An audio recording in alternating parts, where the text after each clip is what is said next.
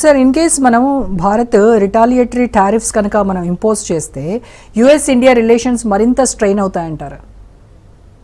ఇక మనకు స్ట్రెయిన్ అవుతాయి, కానీ స్ట్రెయిన్ కావద్దు అనుకుంటున్నాం. ఎందుకంటే మన వాళ్ళు గత 10 ఏళ్లుగా ఒక భ్రమలలో ఉన్నారు.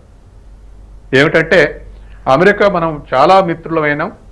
ఏది దరిదాపు యూపీఏ సెకండ్ మన ఏది ఈ ఆటమిక్ అగ్రిమెంట్ అయినప్పటి నుంచి దరిదాపు తర్వాత బీజేపీ వచ్చిన తర్వాత మరింత దగ్గర అయినాయి రెండు దేశాలు. గతంలోనే యూపీఏ 2 ఉన్నప్పుడే ఆ అగ్రిమెంట్ ఏదో మన్మోహన్ సంతకం పెట్టినప్పుడు వామపక్షాలు ప్రభుత్వానికి ఉపసంహరించుకున్నాయి. అప్పటి నుంచి కూడా రోజు రోజుకి అమెరికాకు దగ్గర అవుతూ వస్తున్నాం. అటు కాంగ్రెస్ సెకండ్ యూపీఏ 2 కానీ ఇప్పుడు తర్వాత బీజేపీ వచ్చిన తర్వాత కానీ.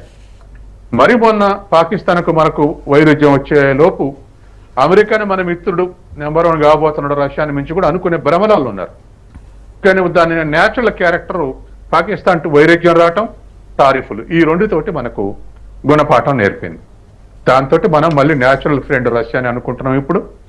తర్వాత అమెరికాను చూసి చైనాను వదులుకోవద్దు, చైనాను చూసి అమెరికాను వదులుకోవద్దు అనేటువంటి ఒక కొత్త లెసన్ తీసుకున్నాం మనం ఇప్పుడు. అందుకే మన జిన్పింగ్ తోటి సమావేశం అయినప్పుడు ఒక అగ్రిమెంట్ లో ఒక మంచి ఒక షాక్ అబ్జర్వర్ లాగా పనిచేసేటువంటిది ఇద్దరు కూడా ఒక అంగీకారానికి వచ్చారు, మోడీ జిన్పింగ్. ఏమిటంటే థర్డ్ కంట్రీ తోటి ఎట్లా బిహేవ్ చేయాలనో దాన్ని బట్టి మన సంబంధాలు ఉండొద్దు, మన సంబంధాలు మెరుగుపరుచుకుంటూనే ఉండాలి. చైనా పాకిస్తాన్ తోటి ఇట్టుంది కాబట్టి చైనా తోటి వద్దు, లేదా ఇండియా అమెరికా తోటి ఇట్టుంది కాబట్టి అమెరికా తోటి వద్దని చైనా అనుకోవటం, ఇట్లా థర్డ్ కంట్రీని చర్చకు తెచ్చి మన సంబంధాలు జడగొట్టుకోవద్దని నిర్ణయానికి వచ్చారు. రిలేషన్స్ అనేవి ఈ రెండు కంట్రీస్ మధ్య ఎలా ఉన్నాయనేది ఇంపార్టెంట్ అనుకొని ఆ నిర్ణయానికి వచ్చి అమలు చేస్తా ఉన్నారు. రోజు రోజుకి ఇంప్రూవ్ అవుతా ఉన్నాయి. కాబట్టి ఇవాళ అమెరికా తోటి స్ట్రెయిన్ కాకపోయినా మనకు జాబ్ మార్కెట్ లో సెకండ్ బిగ్గెస్ట్. ఎందుకంటే యుఏ అరబ్ ఎమిరేట్స్ తర్వాత అక్కడ 90 లక్షల మందికి ఉద్యోగస్తులు ఉన్నారు మన వాళ్ళు. ఆ తర్వాత అమెరికాలోనే ఉన్నారు. దరిదాపు 25 నుంచి 30 లక్షల మంది ఉద్యోగస్తులు, 50 నుంచి 60 లక్షల మంది జనాభా ఉన్నారు.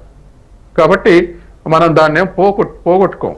కాకపోతే ఎట్లాగే కొంత ప్రెషర్ అనుభవించాల్సి వస్తుంది, కొన్ని డిసడ్వాంటేజెస్, కొన్ని అడ్వాంటేజెస్, ఇటువంటి అన్ని తోటి కూడా మనం కూడా జాగ్రత్త పడుతున్నాం.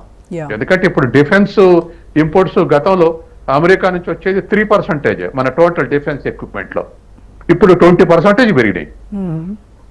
అట్లాగే రష్యా తోటి 70% ఉండే, ఇప్పుడు 36 వరకు తగ్గినాయి. ఫ్రాన్స్ నుంచి 30% ఉన్నాయి, పెరిగినాయి. కాబట్టి మనం ఈక్వల్ గానే ట్రీట్ చేస్తున్నాం ఏ దేశంతో అయినా, అవసరాన్ని బట్టి, టెక్నాలజీని బట్టి, టెక్నాలజీ